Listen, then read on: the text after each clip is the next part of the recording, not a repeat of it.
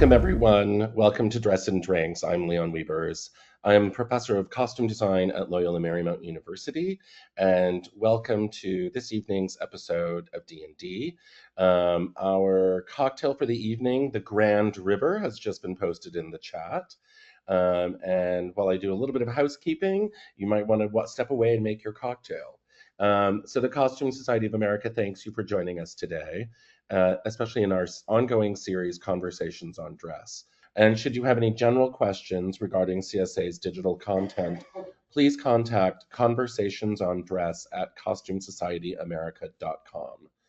And with that, I'm so excited and glad and happy to introduce our speaker tonight, Andrea Melvin from the Grand Rapids Public Museum. Andrea finds joy in empowering and inspiring young minds through radical access to museum collections and the process that maintains them from acquisition to exhibit display. She has over 20 years of experience working with museum collections in Canada, New Zealand, and the United States.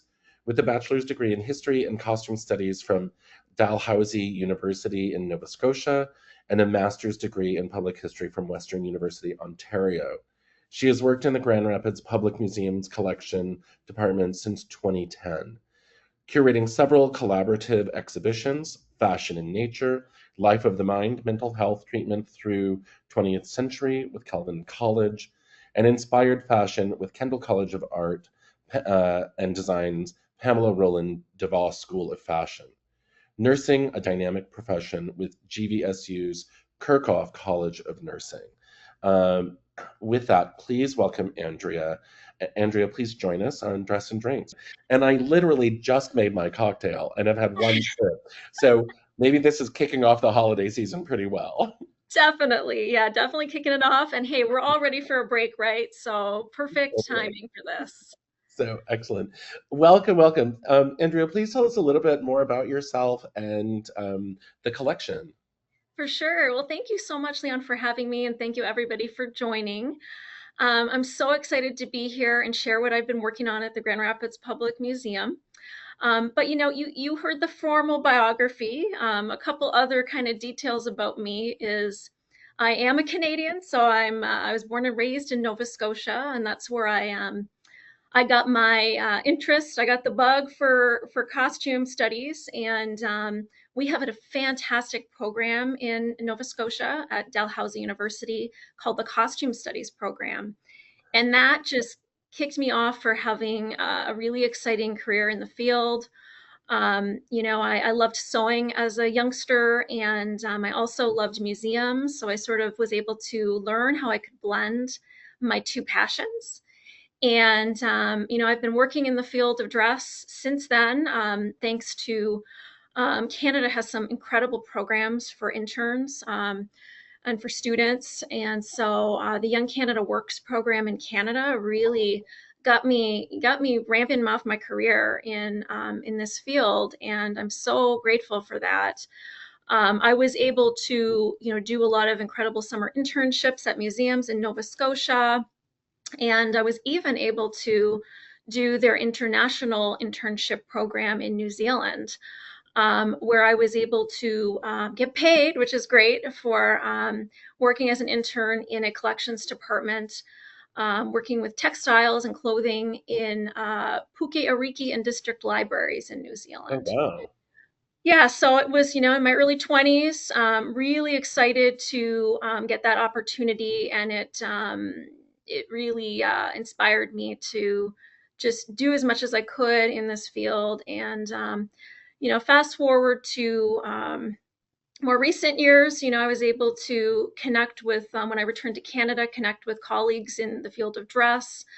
I got to give a shout out to Christina Bates, who is a wonderful, experienced costume historian who many of us know as the previous editor of Dress. And she was somebody who actually got me involved in the Costume Society of America.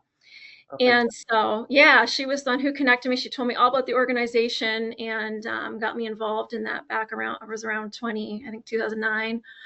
And I've been just really excited to be a part of this organization since then. Currently, I am the Midwest chair. So If anybody has any Midwest questions, feel free to reach out about those. But I'm yeah, currently in the Midwest right now, Andrea. I'm in South Dakota for the holidays visiting my family. oh, So, wonderful, wonderful. so Yeah, I mean, shout it's out to been the Midwestern region. Yes, Midwest region. It's awesome. There's so much going on in the Midwest region. And so yeah, that situates me perfectly to this presentation tonight. There's so much going on here in the Midwest when it comes to costume, dress, history, fashion. I've been absolutely enjoying it thoroughly. And I've been here in Michigan for about 15 years. And working at the Grand Rapids Public Museum since then as the senior collections curator.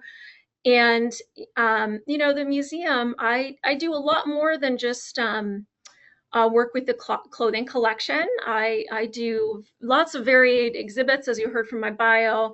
We're a mid-size museum here in Michigan, and yeah, so it's a really great place to be. And I'm super excited to share with you some fun things that we've got going on. Great. Well, let's just dive in. This sounds wonderful. I can't wait to see what you have. Okay. Well, I'm going to get started on sharing some incredible images that we have here and a little bit of history about the Grand Rapids Public Museum. Just to give a little bit of background history of the Grand Rapids Public Museum, we are the oldest museum in the state of Michigan. Oh, wow. Yep, we started back in 1854. And this image that you're seeing, this is our museum center on the Grand River. And every time I say Grand River, you probably have to cheers, right? With our cocktail this evening. This is true. This is true. So yeah, we're situated on the Grand River, and I'm right in downtown Grand Rapids. I love this picture. It's actually a rendering of some new construction work that we are doing currently. We are working to make the exterior of our building more accessible to people. So we've got lots of new walkways that you're seeing, some new landscaping happening. We will be shifting to our interior of our building and upgrading our exhibitions in some spaces and areas to make the museum more accessible to groups. We accommodate a lot of school groups at our museum. That's one of Right. our core audiences is K-12, and also local colleges and of course families as well. So What is that wonderful sort of, I don't know what to call it, that round building on the, I don't know, architecturally, I don't know what to call that. yeah, it's something. It would be hard to guess what that is from this picture, but it is the museum's carousel. I was going to ask if it was a carousel. Oh my God. I was like, it's not a carousel. It's like, Yes, it is a carousel. So, and yeah, and one of the new features is going to be making that carousel more accessible. And you can see a fun new feature on the top. The little flat part's actually going to be a roof where you can go out and look over the river. So, oh, wonderful. That looks fantastic. Oh, mhm. now I have reasons to come to Grand Rapids, Michigan, and I haven't even seen your collection yet. Definitely, it's a beautiful historic carousel from the 1920s called Spillman Carousel, and it is definitely a highlight. A lot of people come and really get to enjoy that beautiful carousel. Fantastic. Oh, this looks great. Yeah, so inside, just a little brief look at inside. I really want to show kind of the variety of exhibitions that we do here at the museum. Wow. Um, we focus on history, science, and culture. And so, as you can imagine, it's quite a varied collection, a lot of varied exhibits. The museum dates back to 1854, as I mentioned. And so the collections are quite old. And actually, the early years of the museum, the focus was on science collecting. So Mm, back then, we were called the Lyceum of Natural History. We later changed names and became the Kent Scientific prior to being the Grand Rapids Public Museum. wow. Yeah, so very rooted in the sciences. And you see some of the exhibits here. We've got a couple science exhibits. We've got our Anishinaabe exhibit in the bottom corner there. It's called People of This Place. Top right corner is a picture of our Streets of Old Grand Rapids exhibit. You can roam through the old historic streets in the 1890s. And Are then those actual buildings that have been saved from that time, or are they reproduction?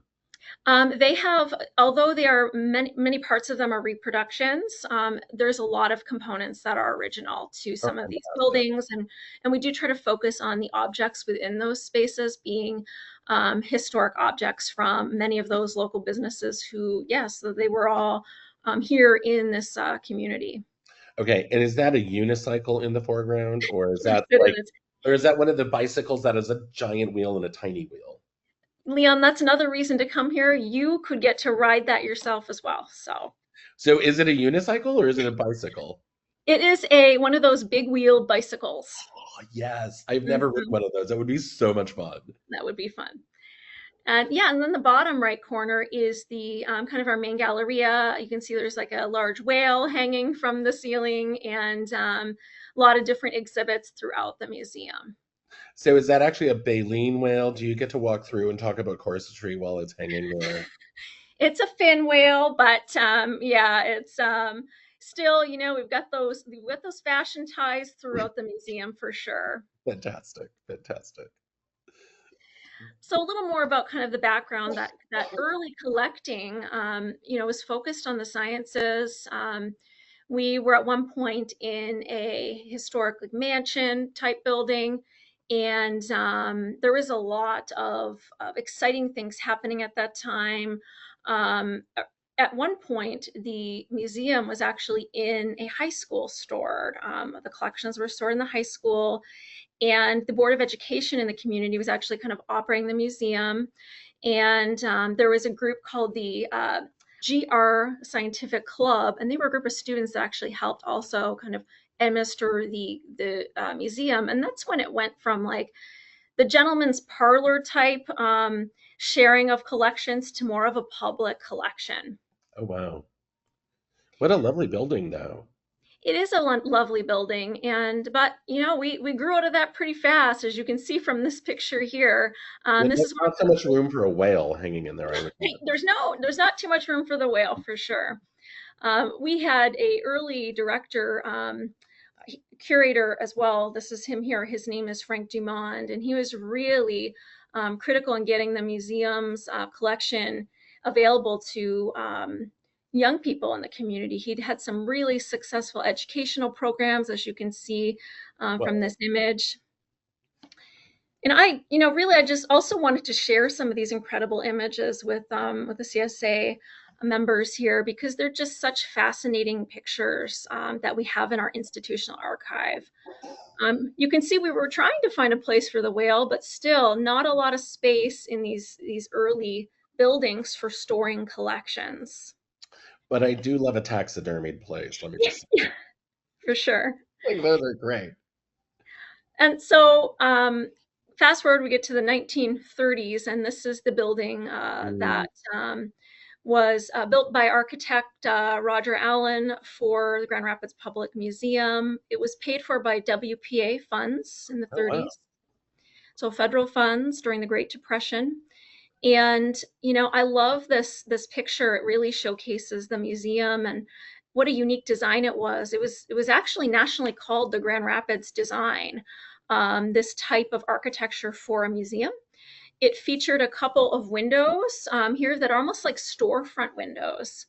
And that's where that accessibility factor comes in. It was like this museum was very inviting, and you could showcase your artifacts, exhibits, information right in those two windows.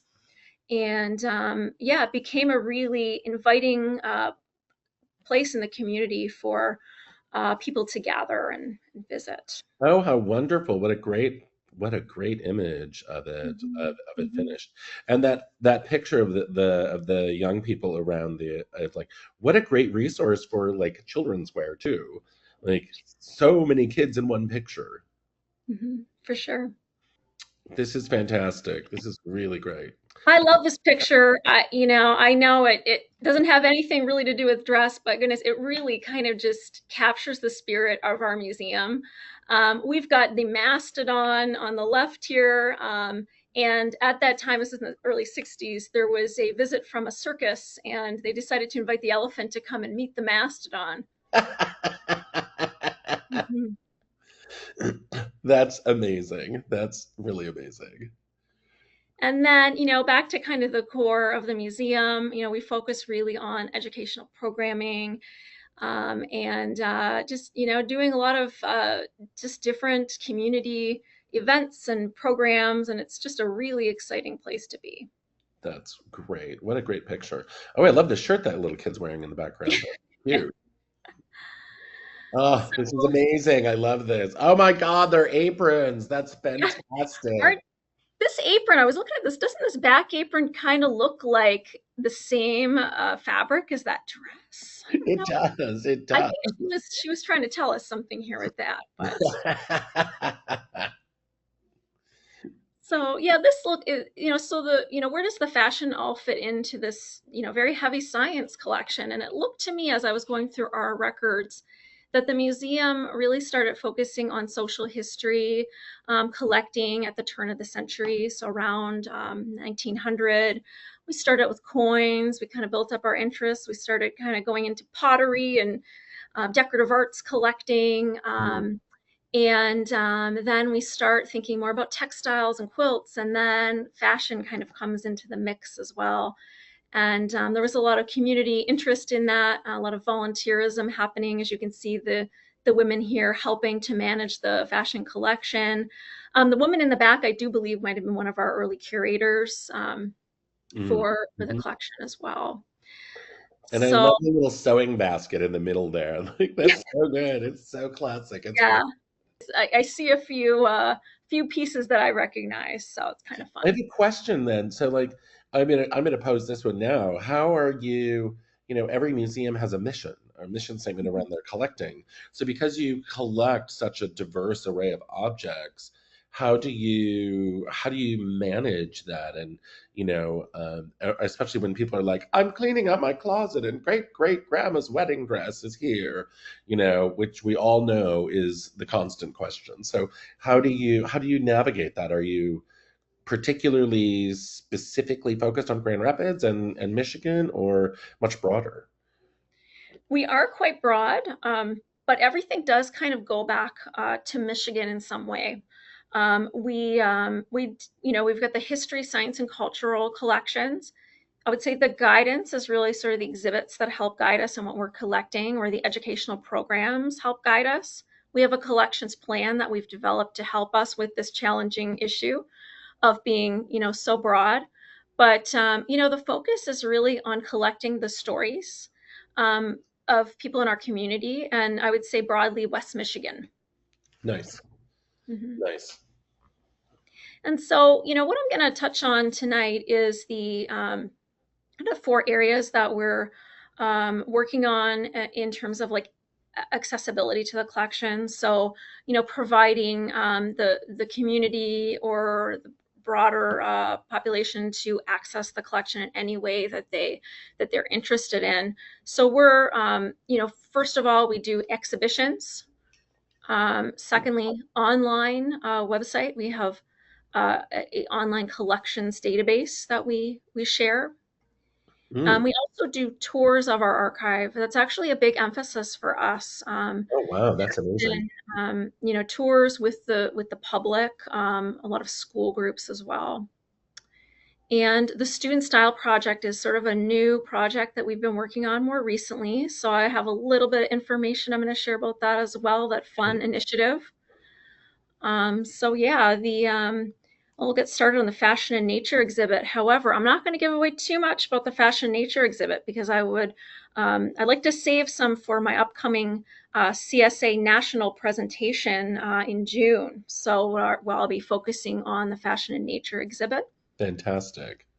But I did want to touch on it because it's been so central to the work that I've been doing here at the museum.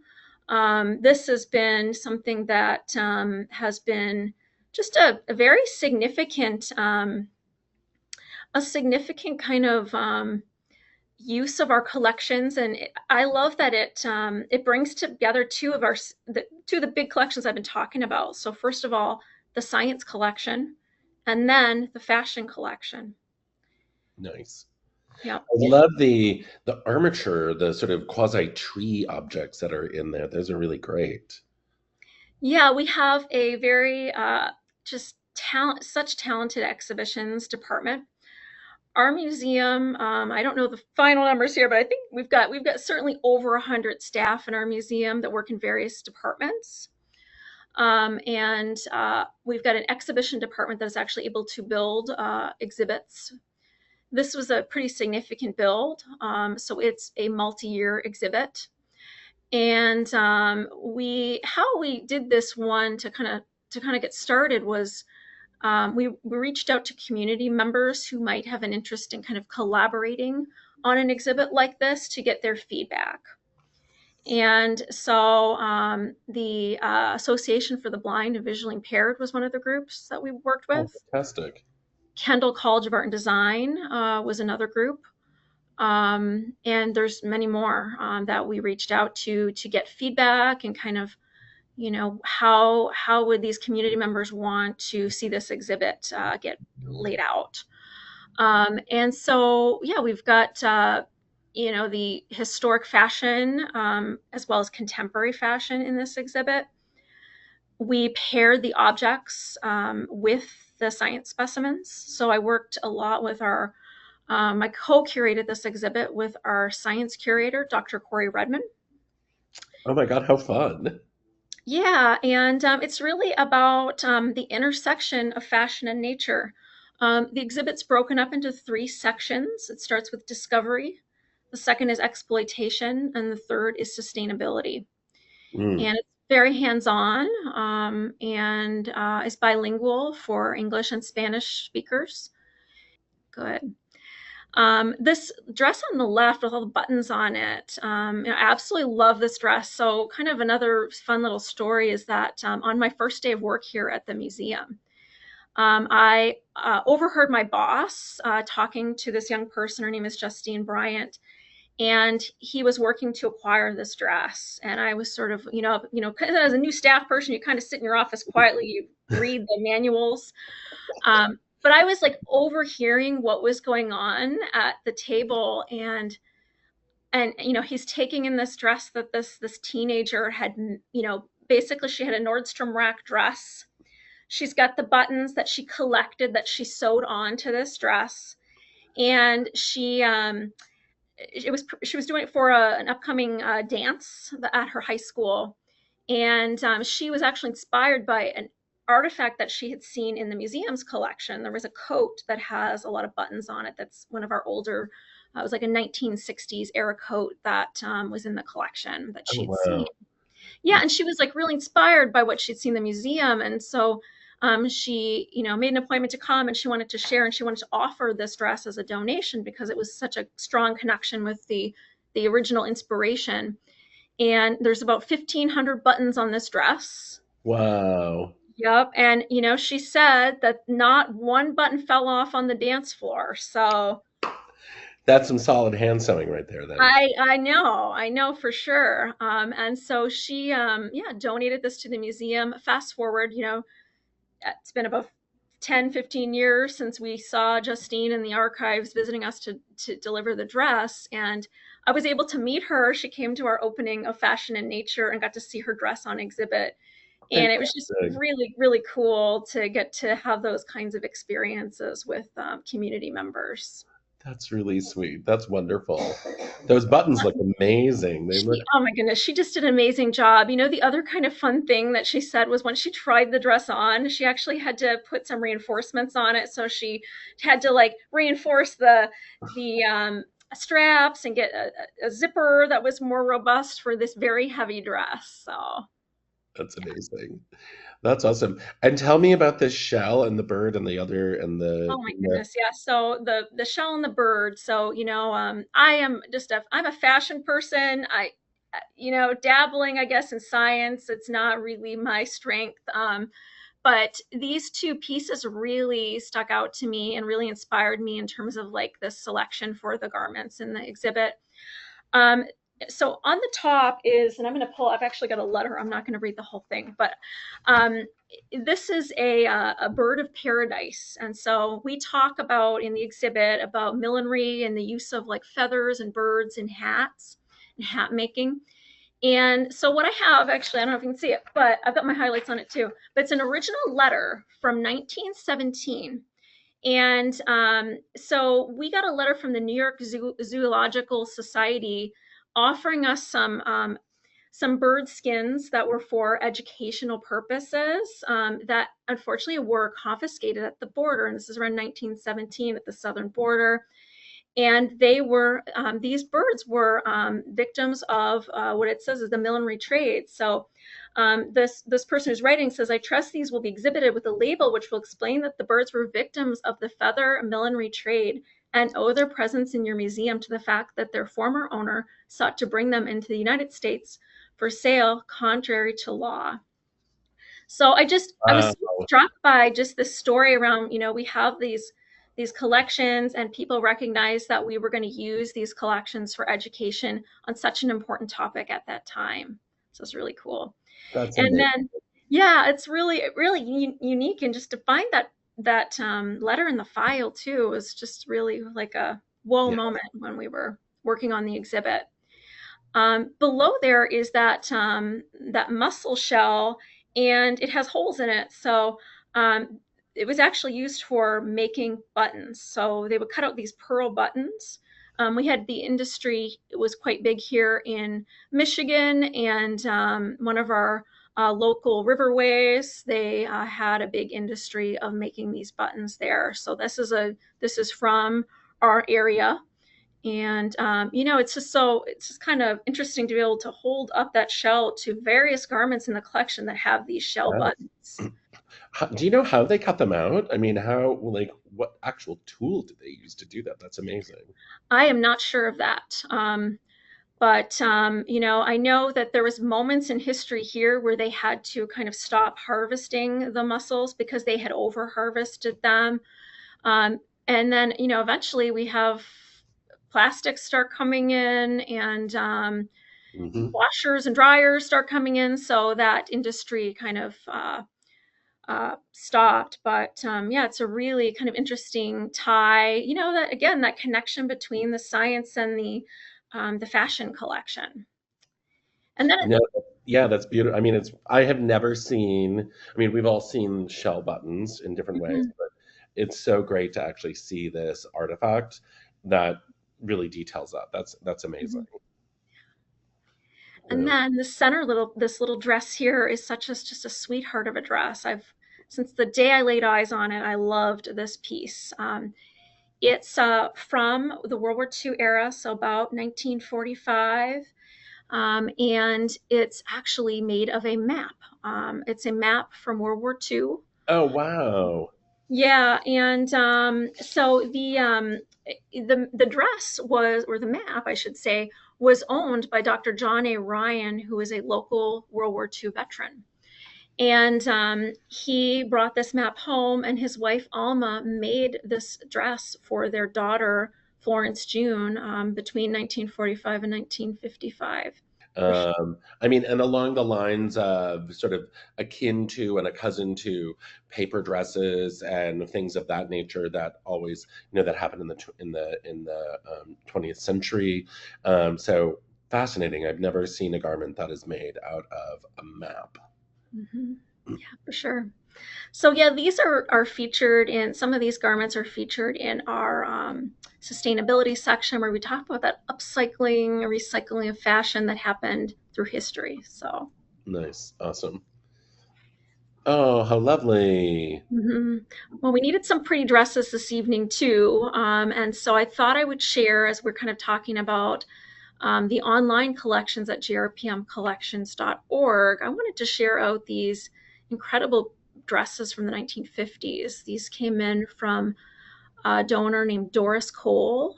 They were hers and her sister's dresses from the 50s, purchased locally here in Grand Rapids. And we have, many objects like this, beautiful fashion pieces included on the website. You can see the photos. We photographed all of our fashion pieces. How many, so is your entire fashion collection online and photographed? It is, yes. So, Wow, and I don't even think I amazing. mentioned how many pieces there are, but there are about 10,000 pieces of clothing and accessories. How long did it take you to photograph all of those and get them online? That is Mhm, incredible. You're like there's so many collections are right at the beginning of mhm. digitizing their collections that you have actually essentially completed it. That must have been years of work to do that.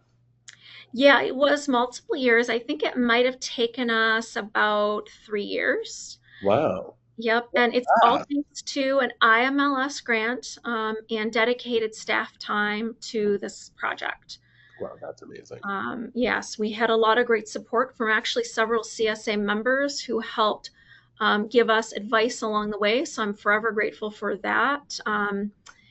And Sally Helvinston Gray, I definitely want to give her a thank you because she was one of our Michigan consultants who helped us with the content for these. And they've also been cataloged as well. So you can definitely Oh, wow, that's jump amazing. online and check those out. And Doris Cole's collection is very significant. It's so well preserved, and there's actually 18 of these dresses.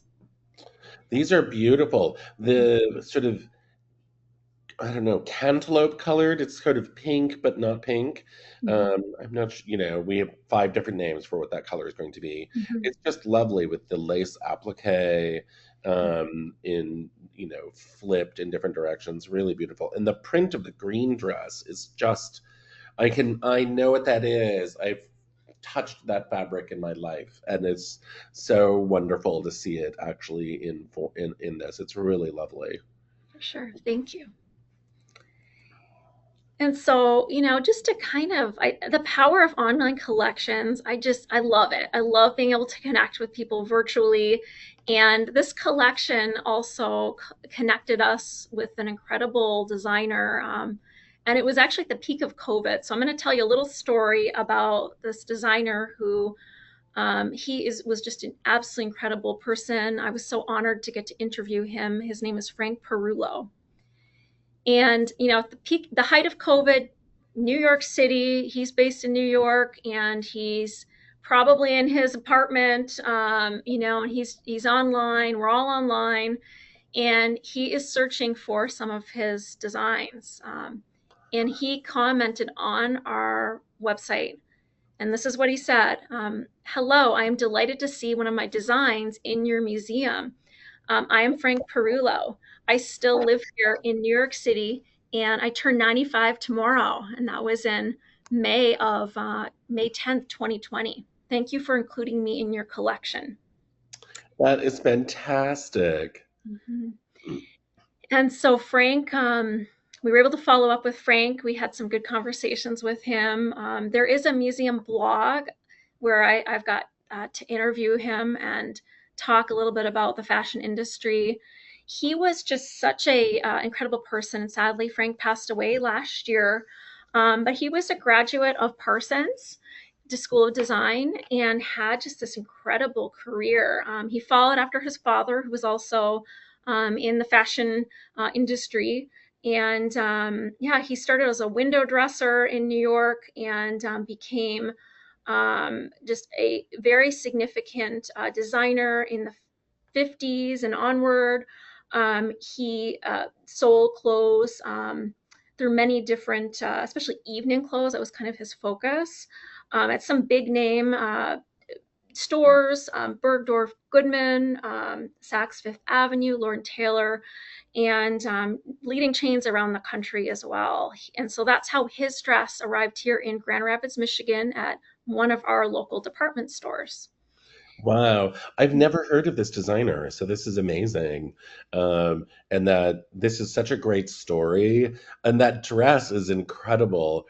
It has so many vibes going on right now. There's a bit of Wonder Woman vibe going on there. There's a bit of like Broadway, musical theater vibe going on with all of the gold lines. It's really fantastic. So is the blue, did the dress fade over time to this sort of lavender, or do you know if this was the original color and the blue is just a different version of it? Yeah, so this image here he sent to us, I'm not sure if it was too dramatically faded. Actually, Doris Cole's collection is in extremely good condition. It's shocking because she donated it in the 2000, early 2010, I believe, or 2011. And she had these 18 dresses, just very well preserved, stored in her home, and the colors are generally pretty good. for these dresses. So it may just be kind of the magazine printout of where this piece was. Or a Um, different version of it, if yeah, you're doing, things for major department stores, you're gonna, it's gonna be in four different colors. exactly. And the one detail it's missing is the belt. And I did reach out to Doris and ask her, "Oh, do you have the belt? I saw the picture from Frank Furlow, and but we haven't been able to track that down. But it is neat to see, that detail as well. Yeah, Finishes off the dress. that's incredible. What a great story. Yeah, just, I think it just really shows the power of these online collections, and just, when you least expect it, people are searching and they're connecting with your collections. So Absolutely. Wow, what a beautiful. Oh, your storage is stunning. thank you so much. So yeah, we this is where we store the almost 10,000 clothing and accessories. I like to call it the biggest closet in West Michigan. And it's an incredible collection of local pieces with local ties. There are, there's always that West Michigan connection to, if it was donated or somebody traveled abroad and brought it back. But it also represents, I've got a couple examples along the side of this picture just to kind of show the variety that's in this collection. Um, for me, I really enjoy the occupational clothing. That's what really draws me in. I worked, early on in my jobs. I sort of worked with nursing history collections, Yeah. and so those occupational uniforms really interest me. Here we have, we're also called the Beer City. I don't know if I mentioned that, but You we are did. Beer You're the City, Beer City. I love USA. it. We won the award one year, and so we have a nice collection of local beer history, including things like uniforms relating to people who worked in the business. So you can see this Fox Deluxe Brewery hat from a delivery man in the area. There's a McDonald's uniform from the 1980s with the Wow, name tag. that's so good. Okay, I'm dying to know in the photo on the, behind the green polka dot dress. Tell me more about that. That is a print. Yes, and it's The giant Lily. roses and tulips. Yeah, that's Lily Pulitzer, is one of her pieces. So she's a, very prominent designer. And so this would have been purchased by a local woman, and she eventually donated this piece to the museum's collection. And you can actually see this piece is featured in the Fashion and Nature exhibit, of course, as you would well imagine it would be. Of course, that's fantastic. And I'm also, as somebody who researches hanbok, I'm so curious, how many objects of Korean dress do you have? We have a very small world cultures collection. So actually about one of these aisle lengths is how big that collection is. These we have two of these that came in from one donor who had traveled abroad and brought them back and donated them to the museum. And it was in the last probably, goodness, I think about in the last 5 years. So it's fairly new. These are fairly new donations that have Yeah, come in. looks fairly contemporary in that way. Yes. Yeah. Mhm. So excellent. Thank you. This is amazing. Of course. And, we've got a lot of sportswear. This is a basketball uniform from a local basketball player. This dates to about the 1960s, and it's the GR Trackers team. The player is MC Burton, who was a very prominent basketball player in our area, played for University of Michigan, and he ended up turning down the NBA to become a doctor. So, we really try to capture the stories behind the people who are donating these objects, who are wearing them. And Well, you're sort of coming around to, there's a question in the chat that I'm going to, since you've said that right now, I'm going to bring it up. By collecting stories, does that mean oral history is a particular focus? Is it the oral history of this person, or is it the story around the person and the object itself, or both? I would say a little bit of both. And we do We do some recorded oral histories. We've done a little bit of that, especially in recent years. And We do it, by video or audio. We also just, as we're spending time and talking with these donors, we really try to capture a lot of information at that moment of donation.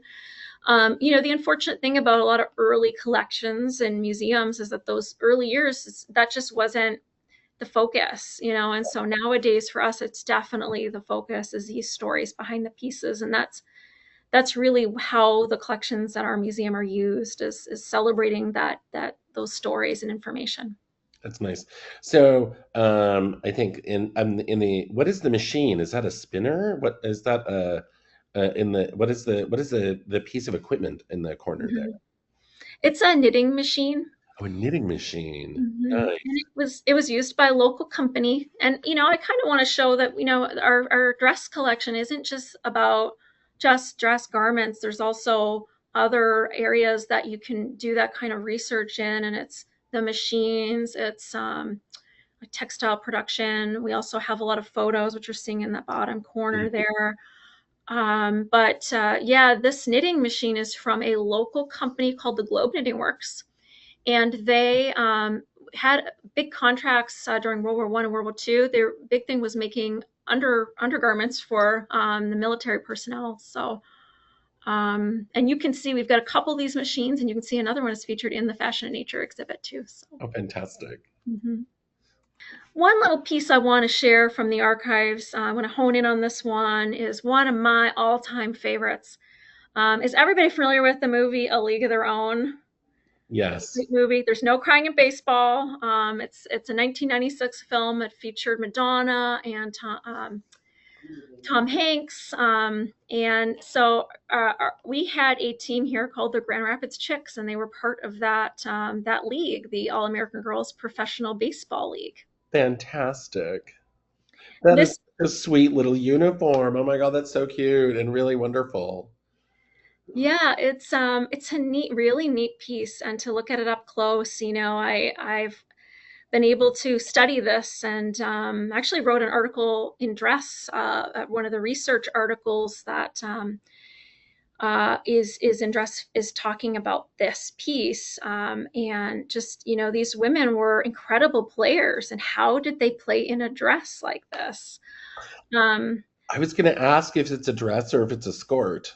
You know, It's there, not a sport. It is a dress, and they did wear little sort of satin shorts with it.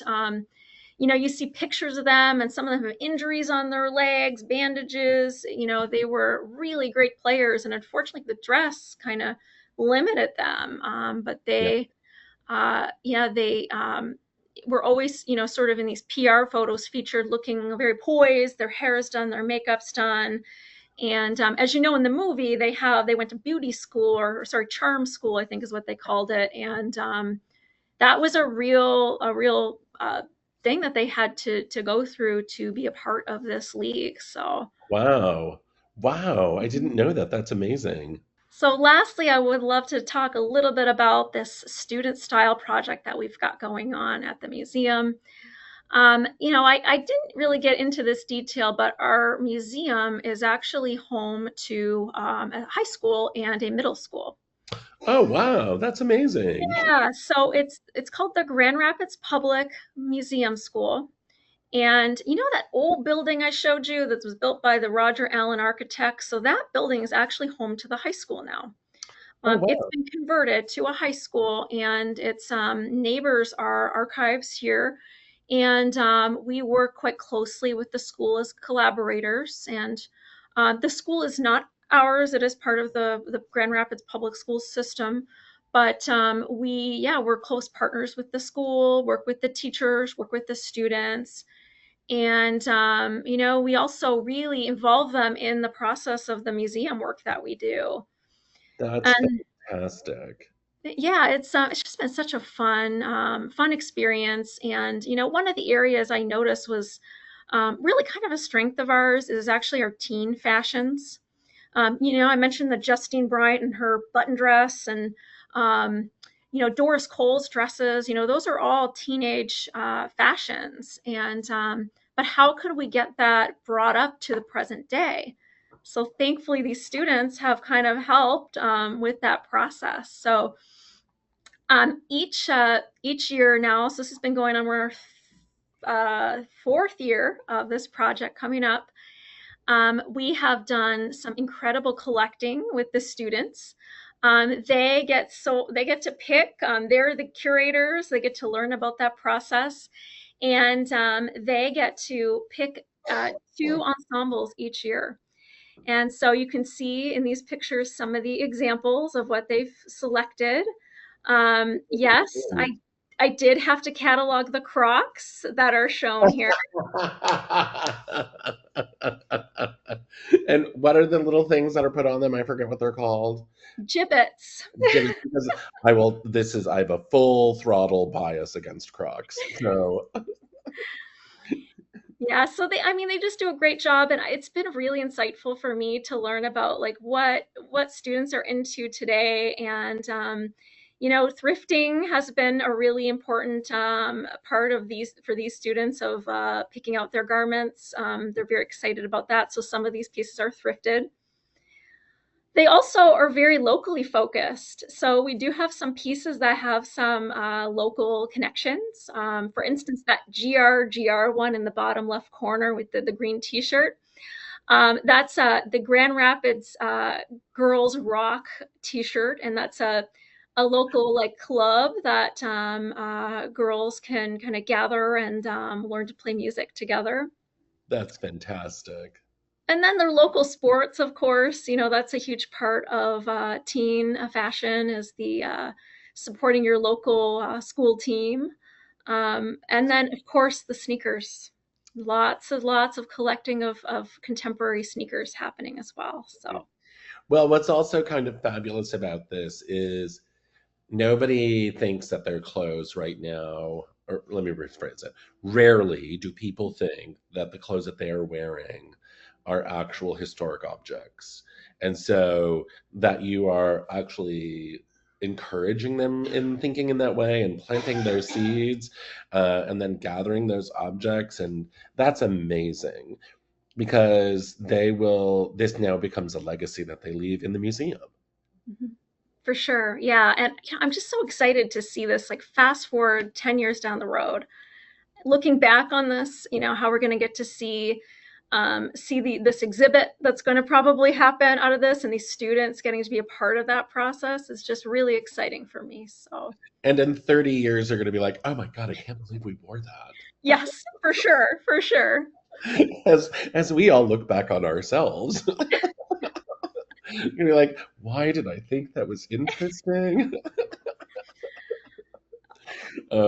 This is fantastic. It's so great. Andrea, thank you. This is awesome. Well, thank you Um, so much. I really appreciate it, and that sort of wraps up my slides for tonight. so, how do you support researchers? So, you're here at, this is a CSA heavy audience, I think. And friends and allies. So, how do you support researchers coming to Grand Rapids? We definitely support researchers coming in. We have a research area here in our archives, and much like access to the collections for kind of our local community members, we do encourage people to come in and look at things up close and personal. So it's definitely something that we're really excited about. I have worked with numerous CSA members over the years to provide images for books and research resources. So yeah. Oh, fantastic. That's great. And do you have like internships or fellowships for either, emerging professionals or scholars who are coming out or students in their own way? Yeah, we do offer some different internships, and we really try to encourage paid internships at our institution. So we have a couple of those. Currently, we do not have any in the fashion area specifically, but we offer a couple of Native American student internships with our curator, our Anishinaabe curator, Katrina Furman. We also have ones in our planetarium. So every so often we have them in collections, like when we were doing our big cataloging project through IMLS. But it's sort of sporadic. So And how large is the Native American collection that you have? How many objects do you have in that? I am not sure the exact number, but it is pretty significant. I'm just saying, and so that's not, so it just sounds like that's not part of the fashion collection or the clothing Mhm. collection, but a separate one. So you guys, when you curate something, work with each other in tandem in that way? Is, because so often in museums, the wearable objects are con- cataloged within that particular culture or sometimes time period. Like if it's an ancient time period, for example, or a non-Western time period, whereas Western garments always get clustered together. Yeah, I would say we're pretty traditional in that way that they are like sort of separate in within at least our storage. But Mhm. I would also argue that they have a different need for curating in unique ways. And so, we are always consulting with tribal members in terms of how those collections are being used. Mhm. And so we do have a specialized curator who works with that collection and helps kind of guide us in that way with it. Oh, fantastic. And Kay has just posted a question for me. When you are speaking of the textiles in the collection, are these fabric lengths or embroidered pieces or quilts or something different? Yeah, there is a variety. So there is approximately 200 quilts and numerous other types of like blankets, flags. I would say not as much fabric lengths, but there's certainly some samples, some embroidery samples. We've got the old embroidery examples, but yeah, I would say there's a quite a variety of textiles. The textiles more generally are small. There's a smaller collection than the fashion. And in that, are there, everyone loves a sampler collection. So do you have samplers in that? Yes, and that was the word I was looking for, samplers. We definitely have at least a couple of dozen of really incredible samplers, and some of Oh, those are that's featured in great. our yeah, and some of them are done by young girls learning, and there's some great examples on grpmcollections.org for those. Oh, that's fantastic. And so you were talking about the tennis shoes. Now, so how many pairs of shoes or now since it sounds like you're pretty set for tennis shoes or athletic shoes. Is there an athletic shoe exhibition coming up soon? There's not exhibition coming up, but I've always been very drawn to our shoe collection. It's an area that I definitely am excited to, kind of contribute to how we're better storing it, how we can better curate it. It's a lot of historic shoes from prior to 1950. We've got a lot of those wedding shoes we see Oh, a yeah. lot of in collections. But the sneaker collection is a welcome addition to really bring our shoe collection up to more contemporary days. And I would say there might be about 500 pairs of shoes in the Ah, collection. that's It's quite great. quite large. That's great. So there's another question. Are there any quilt exhibits that you're planning? Mhm. We are not planning any quilt exhibits in the near future. That's not to say that we won't in the several years out. We have done a lot of programming with our quilts. We've got a robust quilting community here in Grand Rapids, and we're really excited to be able to get those quilts out for different events. We have the West Michigan Quilters Guild comes every year and helps us with an annual event. So there's definitely some things happening with exciting things happening with our quilt collection. And actually, so I hopped on a plane yesterday from LA to come here to South Dakota. And in Terminal 7, for those of you who may be coming to Los Angeles soon, um, and I don't know how long this is up, but in Terminal 7, the United Terminal, there's a fantastic exhibit of quilts and coverlets that are up. Um, and it's beautiful, from crocheted coverlets to quilted pieces, things like that. It's really, there's at least 20, if not more, pieces in it, and they range in time. They're really, really wonderful. Um, really exploring the idea of a blanket and what being wrapped in warmth is. So it was, I was surprised because I was just like, oh my gosh, and I was almost late for my plane because I was like, oh, what is this? That looks really interesting. Andrea, we have come to our time. Thank you so much. This was wonderful. Really great to learn about the collection in Grand Rapids and the changes happening in the museum. So beautiful. I cannot wait to see them in person. And I really look forward to your presentation at CSA. So I'm assuming then you've heard that you've been accepted. Is that Mhm. correct? Yes, Congratulations. thank you. And so look forward to seeing that and welcoming you to Los Angeles and to LMU. So for those of you out there, thank you for joining us tonight. And thank you, Andrea, again for being here. It's been just fantastic. And please follow the Costume Society of America on Facebook and Instagram to make sure you hear about all of our upcoming episodes on Conversations on Dress. Lastly, if you enjoyed today's content, we implore you to make a small or large contribution to help keep this content free.